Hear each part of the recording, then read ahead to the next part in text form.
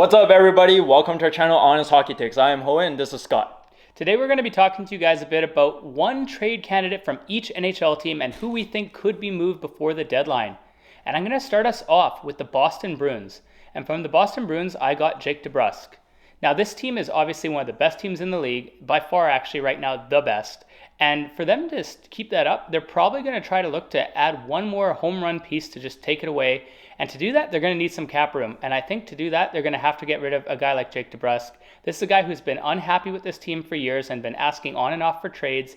And I could see this being the year that they actually get rid of him.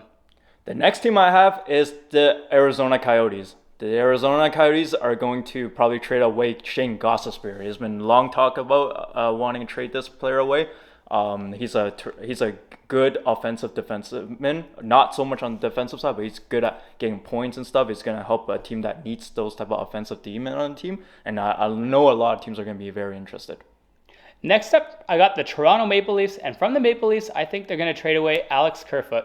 Now, it's nothing to do with KERFOOT being a bad player, but this is a team that's very cash-strapped. They don't have a lot of money to maneuver with since they've signed Nylander, Tavares, Matthews, and Marner for like $50 million of their total cap. So they have to get rid of other guys to create room to try to bring people in.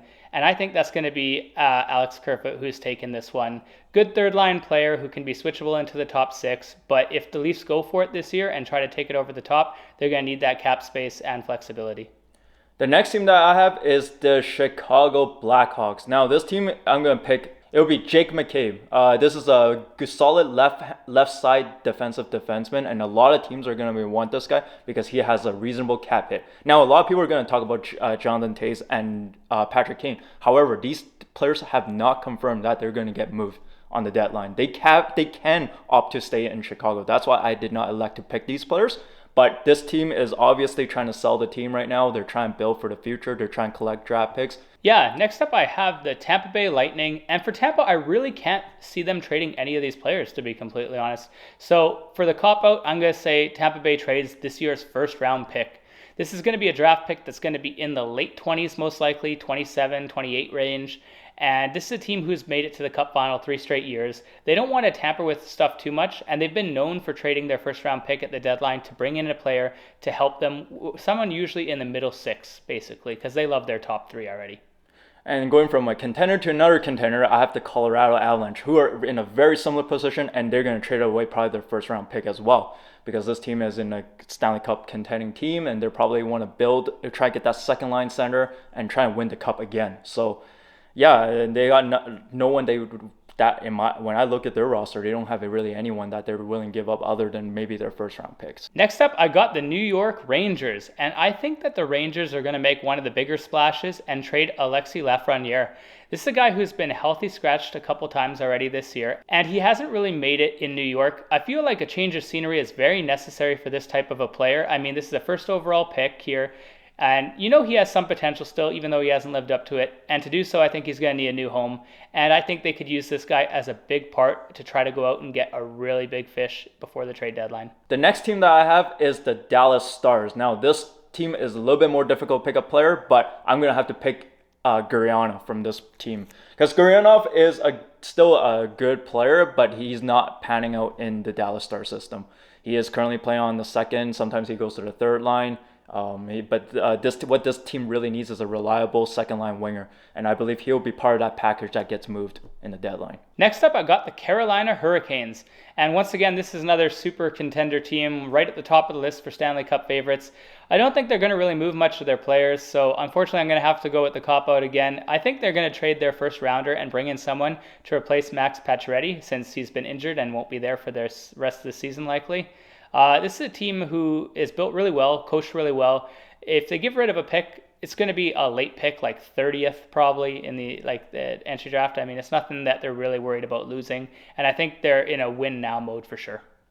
And the next team that we have is the Minnesota Wild. Now, this team is a competitive team right now. They're in the playoff hunt right now. They're a very good, well-coached team, very good team. I really like this team a lot. However, they're going to probably sell off Matt Dumba in the deadline because he's got only this is his final year of his contract, and he's going to want a big contract coming up. And I feel like for Minnesota, they just don't have the cap space to fit him under the system. So they rather get rid of him rather than not getting anything at all. Next up, I got the New Jersey Devils, and from the Devils, I have them trading away Igor SHARANGOVICH.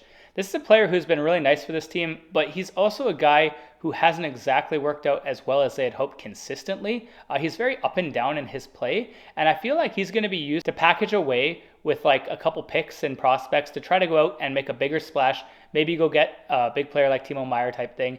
And I think SHARANGOVICH is going to be that type of player that just doesn't stick around with this team going after the trade deadline. The next team I have is the Nashville Predators. Now, this team was actually pretty hard to decide which player is going to go because David Poile, as we all know, is a very unpredictable GM.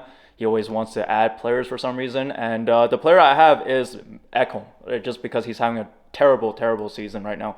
However, he just signed a fresh new contract and it just started this year. So it's going to be kind of hard to move him, but I could see a lot of interest around the league and wanting that type of defenseman. Next up, I have the Washington Capitals. And from the Capitals, I have Anthony Mantha. This guy has not panned out on Washington. Actually, that trade for both teams, Detroit and Washington, did not pan out for either of them. But Mantha has been healthy scratch now a couple games. He still holds some value because he's in his mid-20s, and he was a former first-round pick. But I don't think he's part of the Caps' long-term plans, and I could see them look to move him to get, say, a 3-4 defenseman or something at the deadline. The next team that I have is the St. Louis Blues. And the St. Louis Blues are going to move Vladimir Tarasenko. It's well documented. He will get moved by the deadline. He is going to be a significant boost for whichever team that gets this player. He's a terrific shooter he's still a terrific shooter, terrific player. But as we all know, St. Louis Blues are probably not going to make the playoffs at this point, and they're probably going to sell off the team as well. Next up, I have the Pittsburgh Penguins. And from the Penguins, I got Kasperi Kapanen. Now, Kapanen had a really crappy start to the year. He was not in the lineup for a lot of games because they weren't a fan of his play. But then he came back and started to actually pop off for a little bit. I think they're going to use this guy now as a bit of a trade chip to try to bring in something to help this team. Most likely going to not be a lot because his play hasn't been that great overall. But they would probably package him away with some kind of pick to try to get someone who could play on this defense. Clearly the weakest spot on this team.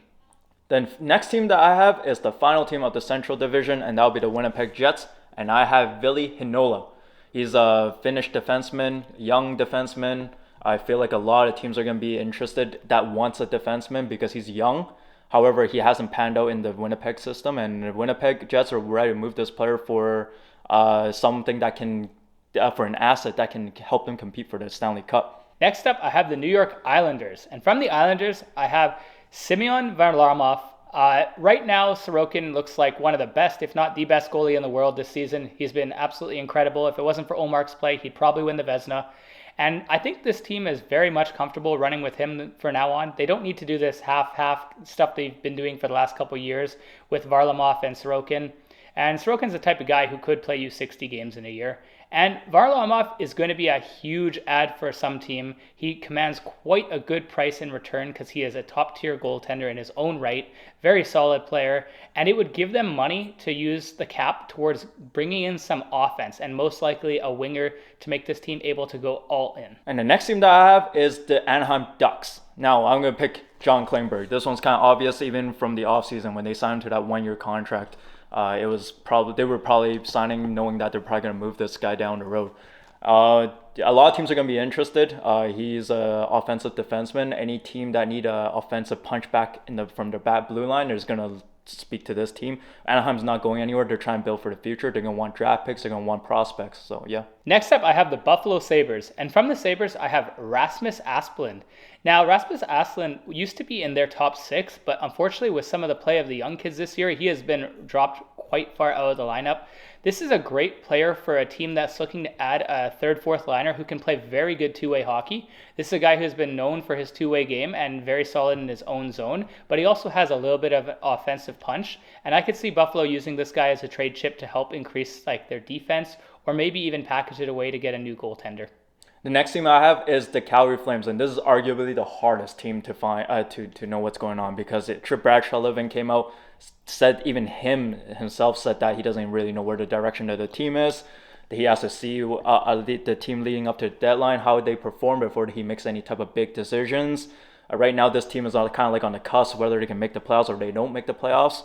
So it's kind of tough right now. So, but as of right now, when I look at the Calgary Flames roster, they probably don't really have that many players to sell anyway. So they're probably, I'm going to do the cop out. They're going to sell the first round pick. Next up, I got the Florida Panthers. And we all know the Florida Panthers have kind of botched their draft picks over the last couple of years. So I think that they're not going to trade away anymore because they don't really have a lot left. And I think they're going to look to trade Anthony Duclair. He's just coming back from injury that's made him miss most of this season so far. And I think that it's going to be the type of guy who, if he shows he's healthy for a couple weeks, who could be traded at the deadline, hopefully to bring in something else that can spark this team. They've been a little better of late, but they're still outside of the playoffs, and they very much want to try to get back to a wild card spot. The next team that I have is the Edmonton Oilers. And the Edmonton Oilers, this one's super easy. So they're going to sell off to Jesse Puljujarvi. This guy's in all the trade talks right now. Even though his value is not high, a lot of teams want to take a chance on him because he's still a fairly young player with high potential. I don't believe that at all because he barely played any minutes on this team, and the coach clearly doesn't trust this player. But it's good to see him moving on from the team. But yeah. The next team I got is the Ottawa Senators. And from the Senators, I got Cam Talbot. This is a veteran goaltender who doesn't seem to really fit this team right now. This is a younger team and clearly not a playoff team as we've seen so far this year. They're not quite there yet. They're going to need a couple more years to mesh and to try to fix the holes in this team. And I think Cam Talbot's going to be one of the pieces that they sell. A lot of teams are going to be looking for a veteran backup, someone that they could feel comfortable with if their starter goes down. And he's got the kind of experience that I do think that would command something in the trade market. And this team is very comfortable, I think, at this point in going with younger goaltending to try to work towards something better for next year. The next team that I have is the Los Angeles Kings. And just like the New York Rangers, I feel like they have the opportunity to make a huge splash on the deadline. If they want to get that elite goal scorer, or they want to make that move and get that new starting goaltender for the team, and because they got a huge, really good prospect pool, and they got Alex Turcotte for sale. I could definitely see them moving this player for a big package for sure. Next up, the Detroit Red Wings. And the Red Wings, I think it's pretty easy. This has been talked about a lot for the last couple months. It's going to be Tyler Bertuzzi. This is a player who's a good physical winger, going to get a lot for these guys in return in the trade market. Save this team some cap too, so they could move forward in the offseason, try to continue on their rebuild, which has been going decent actually for the most part. They've been a lot better this year than past years, and I think getting rid of Tyler Bertuzzi is the next step towards it. The next team that I have is the San Jose Sharks. The San Jose Sharks, super easy, Timo Myers. It's been talked about for the last 2 weeks now. There's been a lot of millions of rumors around this guy on which teams that he is going to go. I mean, this team is trying to sell off the team, right? Sell off all their assets so they can build for the future. So, yeah. Yeah, next up I have the Montreal Canadiens. And from the Canadiens, I have Mike Hoffman. Simply because this guy's traded almost every deadline, it feels like. This guy doesn't stick around on teams. He's a very solid top six winger that you can use. You could use him in the middle six if you have a really deep team. But this is a guy who can score you 20, 25 goals. He's been around the league forever, good veteran presence. And I think it's a good addition for a lot of teams in the locker room when they need some experience who can score a goal or two down the line. The next team I have is the Seattle Kraken, and they're probably going to most likely sell off Carson Soucy. Carson Soucy is on an expiring contract, and I believe that they're probably not going to sign him or extend him. So chances are they're probably going to move him. And a lot of teams are going to be interested in that type of physical defensive defenseman on the teams. Next up, the Philadelphia Flyers. And from the Flyers, I have James Van Riemsdyk. This is going to be one that they're probably going to have to eat some cap for because his contract's a little higher. But this is a guy who would be, once again, a veteran ad for any team going for a playoff run. It's going to be a guy that can play in the second line, third line for you guys if you wanted. He can even play in the first line. Good power play presence in front of the net. This guy is very versatile, has scored 30 goals before, really solid player, and could get Philadelphia something back to help them on their rebuild. The next team I have is the Vancouver Canucks. The Vancouver Canucks, been a lot of rumors around Brock Besser. Brock Besser, if they are to move him, they're definitely, like we said in the last video, they're going to have to retain some salary because he's still got 3 more years on that $6.6 million contract. So they need to retain some salary. They're going to move him. But I believe Vancouver is going to do what it takes to recoup some assets, a first-round picks for this player. Finally, I have the Columbus Blue Jackets. And from the Blue Jackets, by far the most talked about player that they're looking to trade is Vladislav Gavrikov, defenseman. This guy is going to command quite the market. I've already heard a lot of teams talked about trying to get this guy's services. Really solid defenseman, could play on your second or your third pairing. Blocks a lot of shots, very physical, great player to have on a Stanley Cup run. And the final team that we have is the Vegas Golden Knights. And the player that has been swirling around the most is Laurent Brossoit. They already have Aiden Hill and they already have Logan Thompson. So they absolutely don't need Laurent Brossoit on the team at all. So a team that needs a backup goalie is going to be calling this team for sure. Well, guys, I hope you guys enjoyed this video. Sorry we haven't been recording for a while, but been under the weather. Looking to get back to it soon. I hope you guys enjoyed. If you did, feel free to like and subscribe, and we will talk to you in our next episode. Take care, guys. Bye.